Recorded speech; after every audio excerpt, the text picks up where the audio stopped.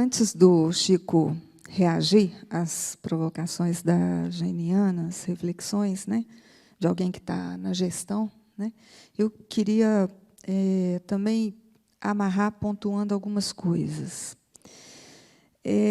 Vendo a mesa anterior, eu fiquei muito... A gente fica muito impactado com aqueles dados, né, da progressão tecnológica, né, na vida social em geral, né, na vida econômica. E eu fiquei pensando assim, a gente teve tanta dificuldade para encontrar alguém, ou algum município, que tivesse uma coisa extremamente avançada do ponto de vista educacional no quadrilátero ferrífero. E o Renato ele encontrou alguém que está fazendo alguma coisa extremamente avançada, não é exatamente no campo da educação básica, né? Então, eu fiquei tentada a provocar você, mas eu acho que é uma provocação para a gente também, né? É uma pergunta que está muito importante, né? Até onde nós podemos ir nessa modernização tecnológica, nessa ideia de um desenvolvimento tecnológico que nos atravessa e que é inexorável, sem uma educação básica de qualidade, né? Me impressionou também o fato de que esteja na Secretaria do Desenvolvimento Econômico essa ponta de lança, e eu fiquei me perguntando até onde é possível, então, né, no âmbito do próprio município, que o desenvolvimento econômico passe não só a pautar para a educação, porque é isso que vocês estão fazendo, mas a se articular com a educação de modo que ela também possa crescer e desenvolver, né? E aí eu acho que tem um problema muito grave nessa conjuntura. O problema grave está ligado ao direito à educação como direito social.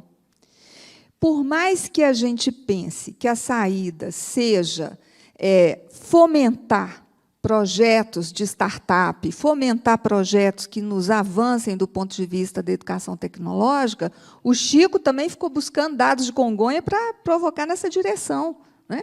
Até onde nós podemos ir se o setor educacional, se a responsabilidade do ensino com direito social, ela não está sendo cumprida. E quando a gente olha os municípios, você falou muito de articulação com o setor privado na mineração, porque ele tem dinheiro para gastar.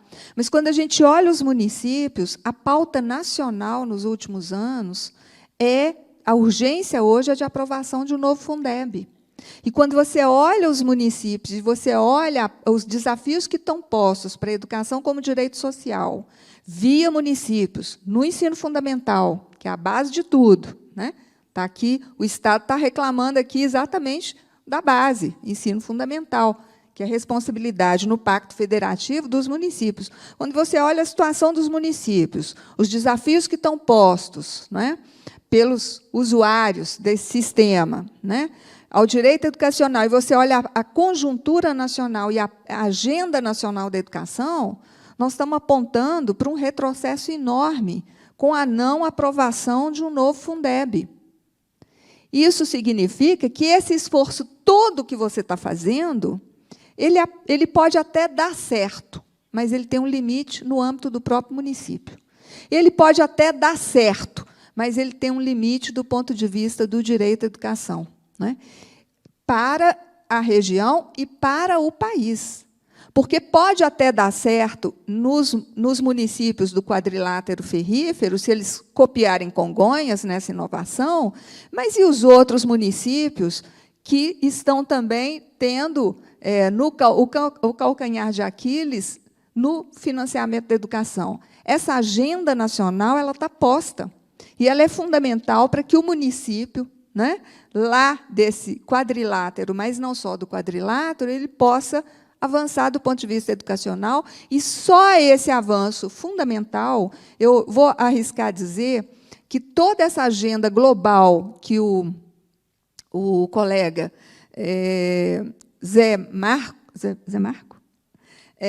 o Zé Marco coloca, só é possível se o fundamental, né, que é a educação básica, né, ela esteja assegurada como um direito social no país. Então, assim como essa revolução tecnológica é base para uma revolução muito maior, ela depende também da educação como direito social, da educação básica como direito social. Sem isso, não há secretaria, não há projeto, não há nada que tenha a ver com startup que possa nos assegurar um direito à formação e que possa trazer um desenvolvimento sustentável para o país. A gente pode encontrar uma resposta no âmbito do município, dos municípios do quadrilátero, porque eles são ricos, né? E buscar financiamento privado, mas a gente não consegue dar um salto em termos de país. E tem mais. Você não falou de uma coisa que me intrigou muito. E aí acho que é pauta para nós também. A gente conversou sobre isso com o Chico, na conversa com o Siminelli. Tem um dinheiro, um recurso nesses municípios que não se sabe muito bem para onde vai, que são os recursos do Cefem, os royalties da mineração. Né? De que modo eles estão também sendo restituídos para o campo da educação? Né? Se a gente tem um problema que é de financiamento público, de aprovação de um novo Fundeb, para assegurar que os municípios e os estados consigam avançar para assegurar o direito social à educação básica, né? Ainda tem um problema de que a gente não pode ficar confiando nos recursos privados da mineração para financiar o plus na educação nesses municípios. Nós teríamos que estar trabalhando também com royalties. Em que medida os royalties da mineração também estão vindo para a agenda da educação nesses municípios do quadrilátero ferrífero? Eu achei que o Chico fosse tocar nisso, nem deu tempo. Ele quis falar sobre financiamento. É que é tanta informação, quando você vai apenas no território da educação, que fica muito complicado. E nós temos, sim, que pensar em termos de território, mas não só em termos de direito à educação, isoladamente, veja bem.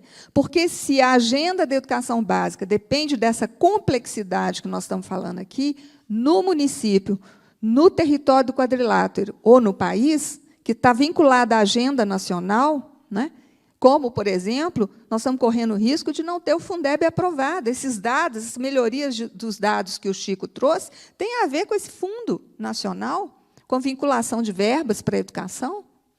Mas, no próprio município, eu posso voltar para o município e para o quadrilátero. O direito à educação ele é impossível sem outros direitos sociais. Quando eu olho essa agenda transformando o nosso mundo, a Agenda 2030 para o desenvolvimento sustentável, eu sou jurássica, eu ainda estou pensando nos direitos sociais. Alguns deles aqui têm a ver com os direitos sociais tradicionais, outros com direitos de quarta geração, de quinta geração. Mas a gente pode pensar em termos de direitos sociais. Não é possível melhorar os scores e os indicadores educacionais no âmbito de um município, nem de uma região, nem de um território. É preciso melhorar em termos de país. E, para isso, é preciso ter investimento global que assegure o direito à educação como direito social. Essa agenda, hoje, no Brasil, ela está completamente em aberto, ela está em suspenso, ela está ameaçada.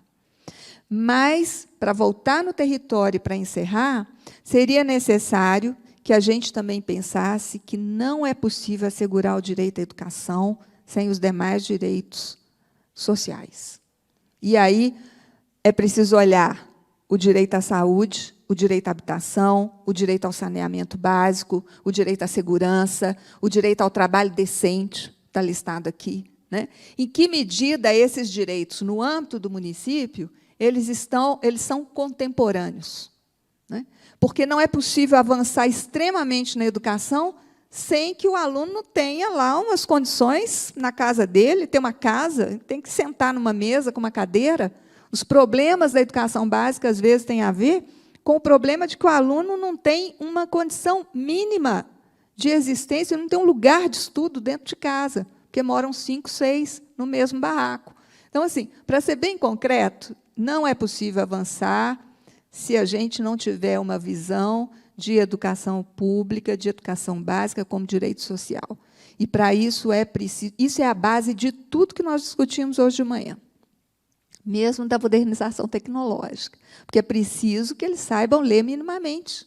É preciso que esses aprendizados básicos do que o Chico falavam e que estão expressos, né, como uma oferta educacional nos currículos, sejam assegurados enquanto direito social. Não pode ficar a cargo do financiamento de uma empresa, de outra, né, e nem só dos royalties de uma região. Então, eu acho que a gente está realmente, essa mesa é muito apropriada. A ideia de território no quadrilátero é muito atual, mas é preciso que a gente saiba pensar, né, em termos de scores, de números, e monitorar, de fato, o que está disponível, né, enquanto direito social no âmbito dos municípios. Eu acho que aí fica uma provocação, que eu acho que é a da mesa, e ela fala muito por si, eu acabei falando muito, mas, no caso aqui, eu acho que a expressão da Geniana, né, e a presença do Chico me faz perguntar, que eu acho que o nosso grande desafio que a mesa traz, além desses que eu apreendi aqui, né, nessa manhã, é como traduzir os indicadores que o Chico consegue monitorar com tanta competência em políticas, programas e projetos no âmbito do território educacional, que é no município, né? Que é no município. Porque mesmo o Estado, quando ele realiza a oferta educacional que ele é constitucionalmente responsável por ela, ele oferta no âmbito do município. Né? Por isso que você falou tanto da necessidade de um pacto, do pacto federativo, do pacto no âmbito do município, né? Da articulação. Em que medida esses municípios estão se articulando e estão dialogando com o Estado? Né? Então, voltamos aqui, tem questões de fundo que são da história da educação brasileira recente, tem questões de conjuntura atual que são muito sérias, né? Como essa da aprovação do Fundeb, né? E tem esse desafio eterno, que é transformar indicadores de pesquisa, né, em programas, políticas, atividades no âmbito da gestão. Acho que está tudo aí para a gente poder pensar, né, nessa manhã. Eu vou abrir, vocês me desculpem, acabei fazendo também uma pontuação, porque eu achei que eu precisava de uma liga, né, nessa mesa, porque os dados são... Os desafios e as angústias estão no plano da pesquisa ou no plano da gestão, a ideia era essa da mesa, mas eu gostaria de ouvir 2 ou 3 questões antes do almoço, né? Acho que deixei vocês meio na parede, né? Mas o objetivo era esse mesmo. Bom dia. Parabéns pelas explanações, foram muito esclarecedoras, muito desafiadoras, né? Não que a gente já não passe todo dia esses desafios. Eu leciono na UENG, né, de Birité, fui colega da Geniana, né, de aula, e eu leciono educação ambiental lá. E eu sou biólogo e estatístico também, e eu não dou educação ambiental. A ementa da educação ambiental eu não leciono. O que eu leciono é como fazer com que seus alunos entendam que eles são seres humanos numa sociedade constituída por conhecimentos científicos e como isso está se deteriorando no momento em que nos encontramos. Ou seja, se entender como participantes dessa sociedade que foi constituída historicamente. Porque o que eu vejo, o educador ambiental, eles chegam com a ideia de árvore, oxigênio, preservação ambiental, e o que eu tenho são pessoas que acham que a Terra é plana, ou que a escola tem que ser sem partido. Então, o que eu estou percebendo a gente tem que dar um passo atrás, né, para tentar trazer essa consciência das pessoas mais... que estão ali no processo de aprendizado mesmo, assim, de se constituindo como ser, né, como ser humano, como entendendo dessa sociedade, e a gente está formando professores. Então, a ideia é justamente constituir em cima deles essa ideia de como passar para o aluno a ideia de constituição social.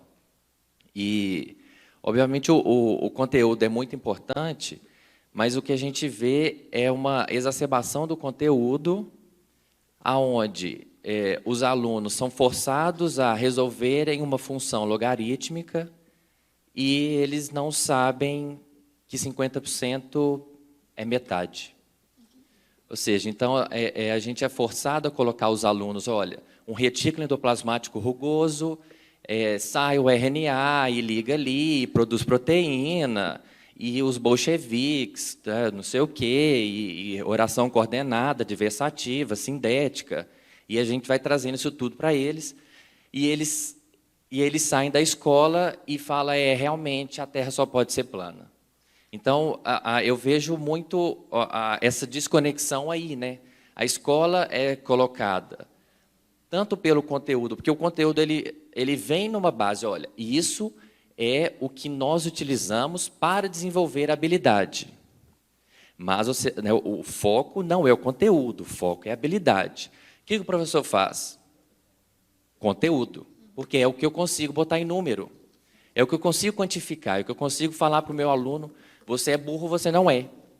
Então, o desafio, eu vejo muito dentro de sala de aula, é esse, ou seja, eu sou estatístico, eu amo números, mas eu fico com muito receio de que são os números que estão nos forçando a talvez não prestar atenção um pouco mais na humanidade, né, desses alunos. Às vezes a gente quer tanto que eles aprendam, e eu vou medir numa prova muito bem se ele resolve aquela questão ou não. E, obviamente, a gente vai conseguir medir habilidades, mas essa capacidade de interligar com o mundo, eu sinto que fica frágil, principalmente porque ela não é possível de ser mensurada. Não é possível você mensurar o quão, né, a pessoa se entende como compreendendo se colocar como ser humano na sociedade, né, um agente transformador da sociedade. E eu vejo muito a gente querendo criar essas habilidades, mas acabando finalizando na oração coordenada adversativa.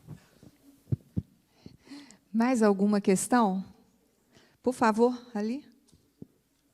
Agora, então, tem mais duas. A gente ouve todas. Pode ser?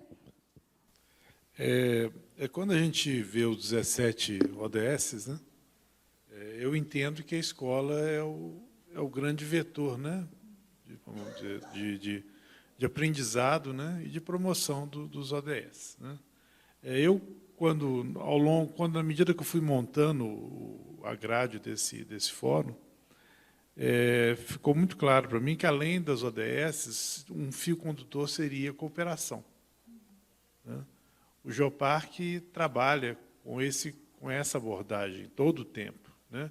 Eu acho que, no final, talvez o Geoparque possa ser chamado uma plataforma de cooperação para o território e para os microterritórios do quadrilátero.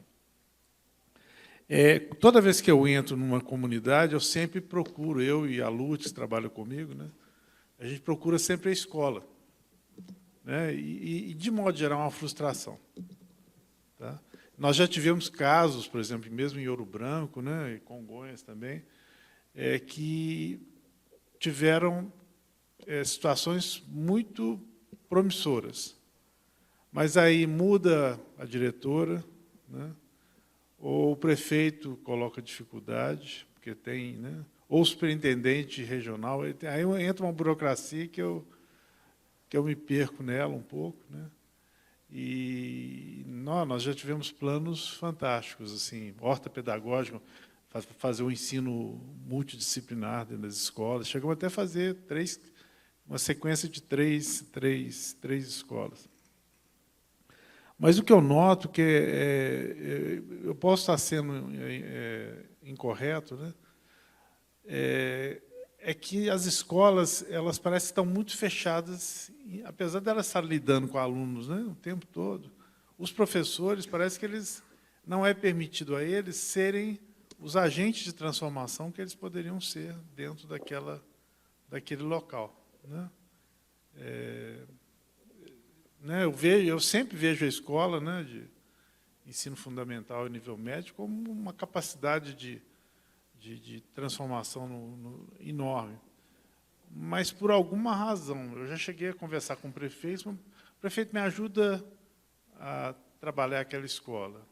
Aí veio a resposta tipo assim, os professores são indomáveis, eles fazem o que eles querem. Eu não estou falando assim, como que é mal entendido, isso que eu estou colocando, entendeu? Então, há uma distância enorme, né? Talvez da alta direção, talvez, né? Estou falando assim do município ou mesmo do Estado, né? Com essa capacidade que a escola, a comunidade tem, né? De mudança. Então, me parece que é um problema que ele é muito amplo, né? Ele realmente é. Né? E aí eu coloco uma pergunta: como que a gente pode? Aí eu estou falando no Geoparque, toda a nossa plataforma, né? Olhando o quadrilátero, e aí a gente sempre trabalha como iniciativas piloto, né? Vamos fazer que aconteça legal e depois vamos replicar, né? Como que a gente pode fazer, né, ao nível do comando da educação, né, em Minas Gerais e nos municípios, para fazer com que a gente consiga ampliar essas oportunidades de cooperação de uma forma mais contínua, né, no sentido de ter um impacto para o território que seja definitivamente importante, né? Tem mais essa inscrição e mais duas, e aí acho que a gente passa para a mesa e as considerações finais. Por favor. Ok, bom dia, vou ser breve. Meu nome é André, eu sou pesquisador dos conflitos ambientais no âmbito da mineração. E, antes de mais nada, num fórum com esse título, né, quadrilátero ferrífero, eu acho que ainda é tempo de colocar uma pergunta: para que e para quem é o minério e a mineração? Gostaria de perguntar se Ricardo Ruiz está aqui hoje, nesta manhã. Eu participei ontem aqui. Um questionamento, um pensamento, uma crítica. Ontem ele defendeu veementemente a mineração, seus royalties, enfim. Hoje apresentado aqui pelo professor Chico, segundo as estatísticas, estes royalties, pelo menos no âmbito da mineração, no âmbito da educação, desculpa, não tem surgido efeito, não, né? Que foi relatado aqui nesta manhã. Parabenizo a apresentação de vocês, parabenizo as alternativas pensadas pelo nosso amigo também, que apresentou aqui um pouco antes, mas também tenho alguns questionamentos, porque a estatística do SEBRAE são que, de cada 10 microempresas abertas, 9 se fecham. Acho que a gente precisa continuar pensando, né? Não é só jogar pedra, continuarmos pensando. Mineração, eu acho que é uma página virada aqui em Minas Gerais, a não ser pensar numa outra mineração via reciclagem. No Brasil e no mundo há 300 cemitérios de carros, ferro velho, de avião, de navio. E eu acho que chegou a hora de pensar numa outra mineração via reciclagem. Ela é mais cara, mas eu acho que a gente precisa pensar num outro modelo. Enfim, tem muita coisa para falar, mas o tempo é curto. Obrigada. Tem mais duas aqui. Só para fechar. Ah. Esse professor também, ele nos mostrou vários entraves de possibilidades. Sei que é difícil, nós vivemos num país muito burocrático, mas eu creio que a solução ela passa pela economia solidária e pela agroecologia. Muito obrigado. Querer ser sintético, muito bom dia, né? E como papel de relator aqui, eu não consegui me conter, Renato.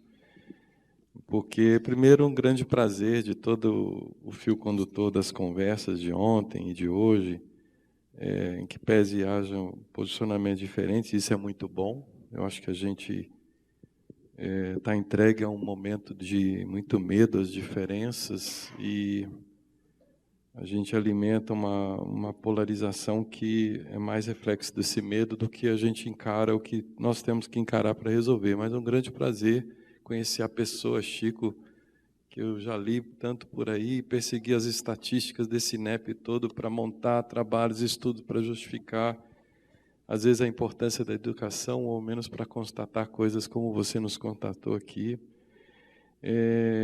Geniana também, esse desafio de estar no Estado, algumas vezes eu tive por ali, não é fácil botar a política pública, você trouxe, acho que umas 6, 7 vezes a palavra colaboração, processo colaborativo, né? E até o seu pessimismo, desde o seu abalo, né? Que provoca a gente em olhar para E aí, nós temos um país muito maior que o território, muito mais assim, mas eu queria que a gente se animasse com a perspectiva de conseguir dar passos, né? Ao que pese a gente possa recusar os royalties da mineração, André, que foi muito bom te reencontrar aqui, desde lá de Lavras, a gente tem municípios que arrecadam, e para mim é triste de ver, e é indignante de ver que tem municípios que estão na faixa do médio para baixo, né? Sabendo que a arrecadação por habitante é muito maior do que muitos outros municípios que a Deise quer incluir, por exemplo, né? Mas já que tem, o que a gente pode fazer, se ali está disponível, para sair dessa indignação de poder ter políticas para isso e saídas, né? Então, mais do que apenas um comentário, que passos? Hoje à tarde nós vamos trazer o futuro, jovens, aqui no último painel, mas que passos a gente pode dar com o que nós temos aí e adiante, né? Eu acho a iniciativa de Congonhas merecedor da nossa atenção, ainda mais que foi falado da educação, teve uma provocação, e está tendo, né, pelo que eu entendi, com a rede municipal, parece que também estadual, né, porque as de ensino médio estão sendo incluídas. Uma coisa que a gente não pode mais tolerar, eu acho que aí o Chico pode me ajudar também, o aprendizado está muito ligado à motivação. O ensino médio tem uma evasão alta que ninguém tolera. Eu fui um péssimo estudante, eu sempre tive notas boas, mas eu fui muito trapalhão, estudei escola pública, eu fazia muita atrapalhada, porque às vezes eu não suportava como era desmotivador como ensinavam. Eu aprendia, não sei porquê, mas era muito desmotivador. Meus colegas todos não conseguiam acompanhar, seja matemática, geografia, história. Cheguei a ter até francês em escola pública. E é aterrorizante entrar numa sala de aula hoje e parece que o aprender não pode estar vinculado até esse mundo, por que não tecnológico? Ainda mais quando você vai pôr o Wi-Fi livre para todo mundo. A gente precisa, e às vezes tem uns que não querem com a tecnologia, querem com a palhaçada, querem botar a mão na massa, como eu fiz Senai, fui mecânico no começo da minha vida profissional.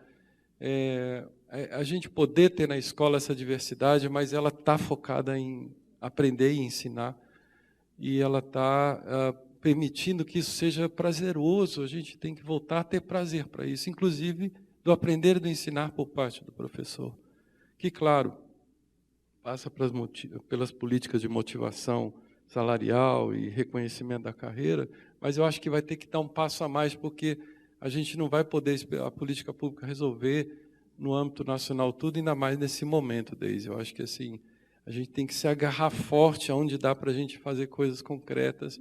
Precisamos ter referências, precisamos ter exemplos que funcionam, até para a gente poder compartilhar, porque o exemplo também ensina. Bom, está jogado no ar aí. Bem, eu gostaria de agradecer aí os componentes da mesa que fizeram. Não pude vir ontem, então, ao que parece, foi um debate muito interessante. Siminelli, né, vocês realmente, eu acho, conseguiram montar um trabalho muito interessante, estruturar um trabalho bom. E eu espero isso vai ser, até uma pergunta para o Siminelli, isso está sendo gravado, vai ser divulgado, como é que é? Tá, tudo bem. E como o colega ali falou, que ele teve francês, Eu, em Porto Alegre, escola pública, tive latim. Estudei latim também. Não, Chico, mas tudo bem que eu vou fazer. Esperanto, mas você tinha um professor avançado, hein? Mas, bem, tem um aspecto que foi levantado que tem a ver com as questões da mesa, e eu acho que tem a ver com isso aqui. Não sei se ontem, Siminelli, isso foi levantado, e tem a ver com um pouco que foi levantado aí, porque, na realidade, né, os ODS hoje, eles têm a ver, nesse último período nosso, dos anos 90 para cá, em 92 nós temos a Agenda 21. Em 92, a Agenda 21, com todo esse programa muito parecido com isso. Em 2000, nós temos o ODM, Objetivos de Desenvolvimento do Milênio, muito parecido, são os 8 grandes objetivos. Isso fez muitos trabalhos pelo mundo inteiro e no Brasil também. Com apoio da Unesco, e Unicef, e vai por aí, ONU, né? E os governos pelo mundo inteiro. Reuniões, debates, seminários, muitos, posições as mais diversas. Depois nós vamos ter, em 2015, o ODS aumentou, saiu de 8, foi para 17. 17. E estamos aí desde 2015, né, os ODS. Também desenvolvendo trabalhos pelo mundo afora. Eu acho que o Chico levanta é extremamente importante e que, nas 3 falas, né, isso ficou muito claro, que é o seguinte, que dados, estatísticas, elas muitas vezes são deficientes e têm problemas, mas elas existem. Elas existem. É o como conseguir aplicar elas, que é a questão da política, que aí a Deise levantou de uma forma muito clara também. Então, eu acho, Deise, que você amarrou bem, realmente, essa questão das informações, onde tem problemas. Toda coleta de dados, com certeza, sempre vai ter e vai continuar tendo problema. Por melhor que seja a informática. Por melhor que seja a informática, nunca vai conseguir resolver totalmente essa questão da coleta de dados e o tratamento de dados. Espero que não, né? Porque eu acho que aí a gente nem vai mais precisar existir. Né? Se já tem máquinas que fazem absolutamente tudo. Por enquanto, eu acho que por muito tempo nós vamos precisar existir. Então, mas os dados existem e tem que haver com a questão da gestão, que é a questão da política. E aí é onde entra o quadrilátero ferrífero, né? Que foi um quadrilátero aurífero, iniciou como um quadrilátero aurífero, né, com os topázio imperiais, isso lá no século XVIII, XVII, tal, se tornou um quadrilátero do ferro, foi do manganês, né, que aí, Chico, é o seguinte, você deve conhecer a questão lá de Lafayette, em que o manganês de Lafayette foi levado inteirinho para os Estados Unidos. Você deve conhecer isso. O manganês, né, ali de Lafayette, foi levado inteirinho pela United Steel para os Estados Unidos. Então, já estou fechando, viu? E é interessante só um resgate histórico de um professor aqui da UFMG, Djalma Guimarães. O Djalma Guimarães, nos anos 60, fez um artigo dizendo o seguinte: nós estamos construindo siderúrgicas. E esse manganês de Lafayette, Morro da Mina, é um manganês muito bom. Nós temos que manter, não podemos exportar todo. Foi todo exportado, ele foi transportado do Brasil para os Estados Unidos, pela United Steel. E as siderúrgicas aqui, muitas vezes, têm que importar manganês daquela qualidade. Mas isso tem a ver com política, com debate e com a história desses debates. Porque, senão, fica, às vezes, um remoer de posições, de ideias, como se a conjuntura fosse esse corte da situação. E não tenho dúvida nenhuma, nesse momento do crime que aconteceu, não tenho dúvida que houve um crime da forma como aconteceu, essas 2 barragens, da forma como aconteceu. Tá? Mas isso é uma outra discussão que não está colocada aqui. Mas, de qualquer maneira, só assim, para a mesa, né, Eu gostaria só de levantar esse aspecto de que a questão da educação da criança, do fundamental, ela, principalmente do fundamental, do médio também, mas principalmente do fundamental, depende da família. Depende do pai e mãe. Estão empregados, não estão. É o que a Deise levantou. Como é que é a condição dele? Muitas vezes, ou ele não continuar estudando, é que o menino está com fome. Pô. Ou tem que trabalhar, tem que vender as balas em algum lugar. Ou tem que fazer, entende? Quer dizer, o IDEB aí é extremamente importante, ele costurado com outras coisas para a gestão municipal, estadual, federal. Entende? Mas que é onde entra a questão da política. É só isso, essa relação das coisas aí. Falei demais também, viu? Gente, então, vou passar imediatamente aqui para o Chico e para a Geniana, e não dá tempo de responder todas essas questões tão complexas, mas eu peço a vocês que tentem e que também teçam considerações finais. É absolutamente impossível fazer uma síntese, né? Eu fico aqui completamente assoberbado e sentindo como que é difícil a situação que a gente está vivendo. Nós precisamos de ter direção. Quer dizer, o país hoje, nós precisamos de ter estratégia e, para isso, a gente precisa dialogar. Perceba, nós estamos tão divididos que a gente não vai conseguir fazer nada.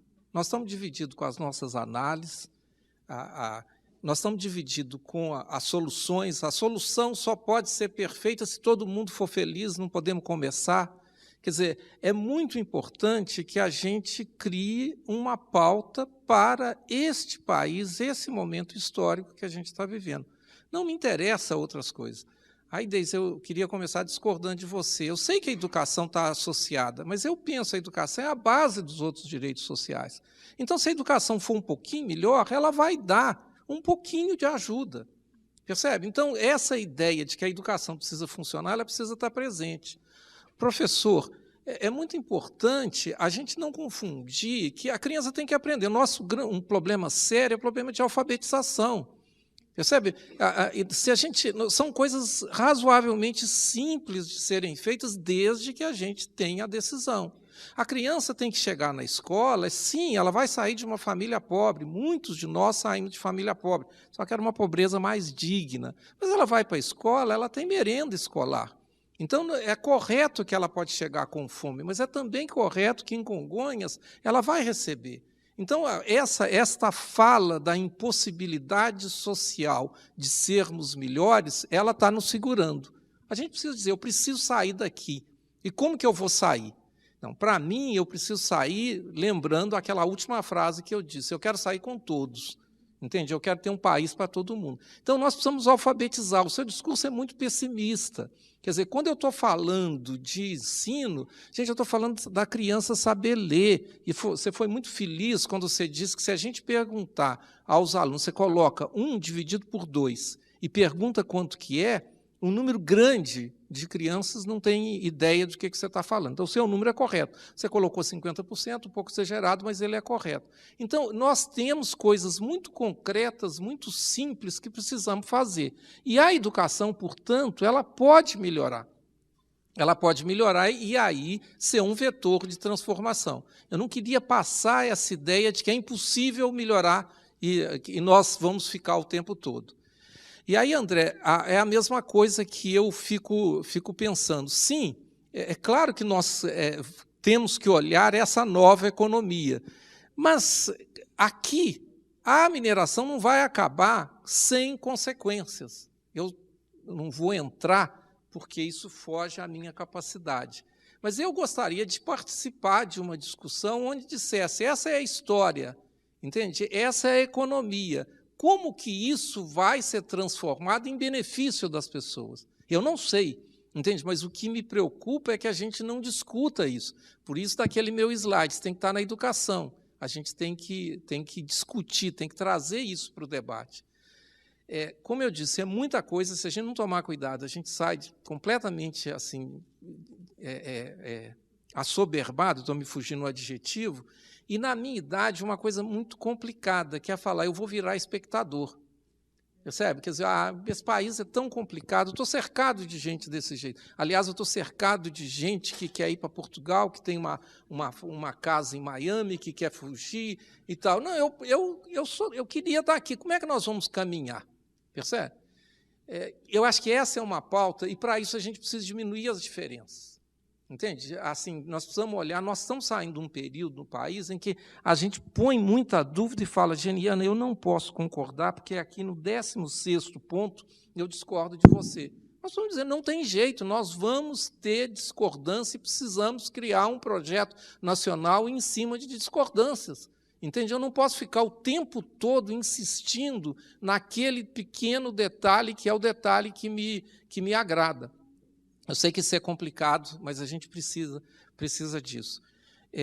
Educação, ensino fundamental, ensino médio. O professor falou do ensino médio. É um problema diferente. Então, todo o seu discurso vale muito para o ensino médio. Tem uma reforma de ensino médio sendo colocada. Abriu-se a possibilidade de aproximar o médio do técnico, que é uma coisa boa, ainda não aconteceu nada, porque tem problemas sérios. Mas este problema, que é muito próximo do que o professor falou, é um problema diferente do fundamental. O fundamental, gente, nós precisamos de repertório, a criança precisa aprender a ler.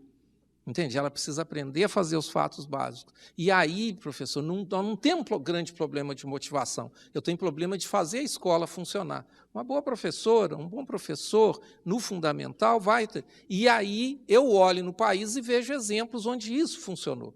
Quer dizer, se a gente conseguisse fazer isso, seria fantástico. Mas nós vamos precisar da tecnologia. Não dá para a gente fazer de conta que vamos ter uma educação melhor sem tecnologia. Só que, na minha cabeça, se eu pudesse pedir a Deus uma coisa, eu ia pedir o professor de tempo integral na escola. Isso está chegando a hora de ser viável, gente. A República Brasileira, né, que nós comemoramos agora 130 anos, a República foi um desastre. Nós fizemos uma república sem escola. Para vocês terem ideia, o Cury, nosso colega da faculdade, que estuda muita história, a nossa Constituição republicana não tornou a educação gratuita. O Império tinha. Então, algumas províncias fizeram educação gratuita. Nós criamos uma escola de tempo parcial. Essa escola de que você está aqui, depois você vai como professor, isso é coisa do Brasil. Quer dizer, se a gente precisa transformar, nós precisamos transformar isso, dar ao professor a dignidade. Eu saio de casa e vim para o FMG, fiz a minha vida toda isso. Quer dizer, isso precisa acontecer, está ficando viável, porque a transição demográfica ela está acontecendo. Nós precisamos de menos escolas e, portanto, a gente vai colocar. Então, e aí na direção, essa é a política pública que a gente tinha que dizer, porque ela vai ser viável. Como que vai ser viável? Minas Gerais tem 90 mil professores temporários, 60 mil professores do quadro. É impossível transformar os 90 mil em professor do quadro, não tem jeito com os orçamentos que a gente tem. Mas é perfeitamente possível a gente pensar de quantos professores eu preciso. Entende? Eu não preciso da quantidade de professor que tem, porque eu tenho professores que estão muito... Ele sai de uma escola e vai para outra e acaba usando. Então, essa transformação, que é uma coisa que talvez não seja um sonho tão grande. Então, nós precisamos do ensino fundamental, e é fundamental, gente, é básico, é leitura, é matemática. O ensino médio já é um pouco diferente, ensino superior diferente ainda. Mas nós não vamos conseguir nada disso da minha última frase. Eu achei que eu tinha exagerado, eu estava um pouco preocupado com isso, que é a ideia de que nós precisamos mudar a cabeça e dizer que todo mundo é brasileiro, que é o que o vietnamita me falou. Se a gente não mudar essa história, e nós estamos com muita dificuldade disso, porque perceba, ao invés da gente dizer, vai falar, pô, você está em Minas, você nasceu em Porto Alegre, o que você está fazendo aqui? Entende? Ou o outro vai falar, você estudou latim, então você é isso, aqui. Quer dizer, nós temos uma capacidade enorme de criar diferenças. Nós temos que fazer um esforço enorme, se é que a gente vai construir um futuro, de criar comunalidades no dia a dia, nas diferenças. Né? Quer dizer, a questão política no Brasil é uma questão complicada. né? É muito difícil falar em convergência com esse pessoal que está do lado do Rio. Mas, do lado de cá, nós estamos completamente divididos. Eu não sei se vocês têm essa experiência, mas reúne a pessoa e fala, não, mas tem que ser isso, tem que ser aquilo. Pois é, o pessoal do lado de lá, eles vão passar um trator em cima da gente com essas políticas. Então, a gente precisa ter estratégia. Para ter estratégia, eu tenho que reconhecer que pessoas diferentes pensam de forma diferente. Então, se, neste debate, a pessoa, pensando diferente, aceitasse que a educação é fundamental e que ela pode ser melhor, e pode ser melhor com o que a gente tem. Não dá. Eu vou terminar com isso. Tem um discurso que é muito interessante. Tem pouco dinheiro na educação, então não faço nada. Só que em Paulínia, em São Paulo, tem dinheiro que é do petróleo, lá tem uma coisa da Petrobras, eles têm um dinheiro lá. Então, a criança que não aprende lá, ou que não aprende em outros lugares, dói. Então, nós temos que trazer a ideia do direito. A criança tem... E quem que vai atender o direito? Vai atender o direito às condições concretas e reais. A escola real, concreto, o professor real, tem que se conectar com aquela criança que está ali. Percebe? O direito não é o direito assim, né? Ele é o direito concreto da pessoa, da gente. Eu vou sair assim muito impactado, porque eu vivo essa loucura que é a educação brasileira, o desrespeito profundo, o uso, porque aí tem também as pessoas que ganham dinheiro, ganham rios de dinheiro. Então, nós precisamos ter uma solução. Não sei se você, Siminelli, tinha pensado que ia criar uma situação tão complicada politicamente, né? Mas nós precisamos pensar um projeto para Congonhas, para Lafayette, para Moeda, para coisa. E esse projeto, ele vai ser um projeto que passa pela educação. A educação pode melhorar um pouquinho para ajudar todo mundo. Essa é a minha ideia. Muita coisa, muito difícil. Desculpe não conseguir fazer uma síntese, mas muito obrigado, Deise, muito obrigado, Siminelli.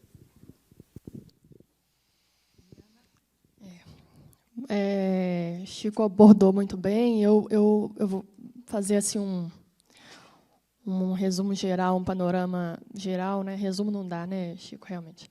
Um panorama geral do que foi dito por todo mundo, com alguns pontos em comum na discussão do currículo, de conteúdo, de habilidade, de visão fragmentada. A gente está vivendo um ciclo, né?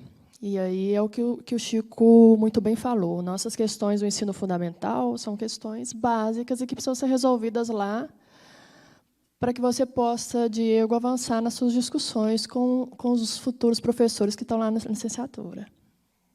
É muito por aí.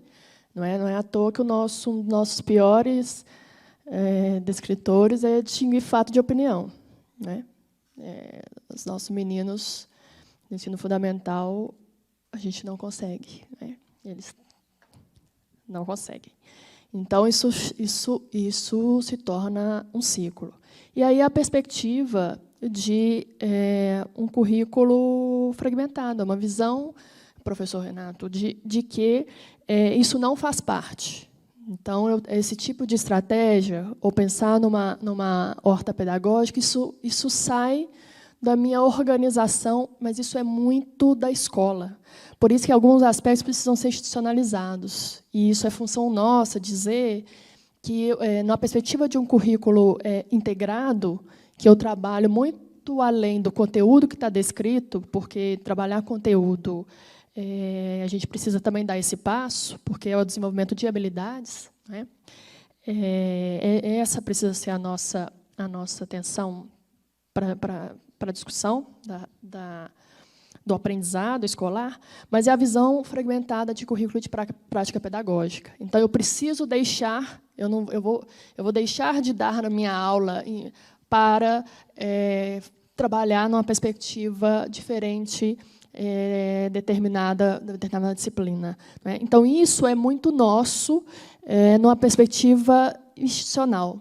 A gente precisa institucionalizar e dizer da importância de projetos como esse para um desenvolvimento integral de um currículo, que é o que a gente busca agora, né, que a gente de práticas pedagógicas. Então, é uma dificuldade de uma visão institucional e sistêmica. A escola não abrir, ou não ter interesse, ou ter um problema com a direção, ou o próprio município. É uma ideia de que eu vou deixar de trabalhar, ou vou... né, acho que a ideia, até às vezes, de perda mesmo, né, de tempo, de trabalhar determinados conteúdos ou determinadas aulas para dedicar a um projeto, como se isso não fizesse parte do aprendizado escolar. É uma visão também muito ainda arraigada, e que a gente precisa trabalhar com as nossas escolas.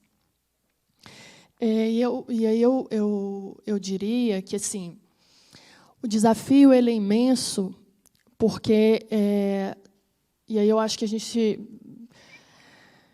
para pensar, e aí o tanto que assusta, né? Porque quando a gente pensa, e eu particularmente, porque é a minha discussão acadêmica sempre foi, em como traduzir esses indicadores em políticas que realmente façam sentido. E aí eu volto a dizer da minha grande preocupação, e isso ficou muito claro depois que eu voltei para a Secretaria de Educação, né?